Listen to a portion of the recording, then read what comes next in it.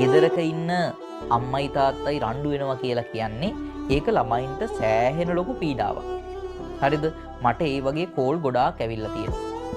ඔයාලගේ වයසේ ඔයාලට වඩා වැඩිමල් අයියලා අක්කලා ඒගොල්ලෝ පුතා මට ওই වගේ ප්‍රශ්න ගොඩාක් ඉදිරිපත් කරලා තියෙනවා.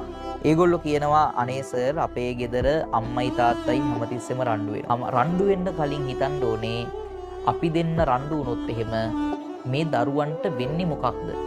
එතකොට දරුවෝ අම්මගේ පැත්ත ගන්නද තාත්තගේ පැත්ත ගන්නද? හිතා ගන්න බෑ. අන්තිමට සමහර වෙලාවට අම්මයි තාත්තයි දෙන්නම දෙපැත්තකට වෙනවා. දරුවෝ ටික ආච්චි හරි සීයා හරි ළඟ දාන්න. මොන තරම් අපරාධයක්ද නේ? පෞල් ජීවිත ගත කරද්දී දරුවෝ ගැන හිතන්න ඕනේ අම්මලා තාත්තලා වුණාම. දරුවෝ ගැන හිතලා රණ්ඩු නොවී ඉන්න ඕනේ.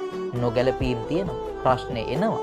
හැබැයි ඒ ප්‍රශ්න निराකරණය කරගන්න හොඳම විදිහට निराකරණය කරගන්න වැරෙන්න දෙමව්පියෝ බලාපොරොත්තු වෙනවා. ඒ දෙන්න වෙන් වුණාට පස්සේ හැමදේම හරි කියලා. හැබැයි ඒගොල්ලන්ට අමතක වෙනවා ඒගොල්ලොන්ම මුළු ලෝකයක්ම කරගත්ත දරුවෝ ටිකක් ඒගොල්ලොන්ට ඉන්නවා කියලා කතාව.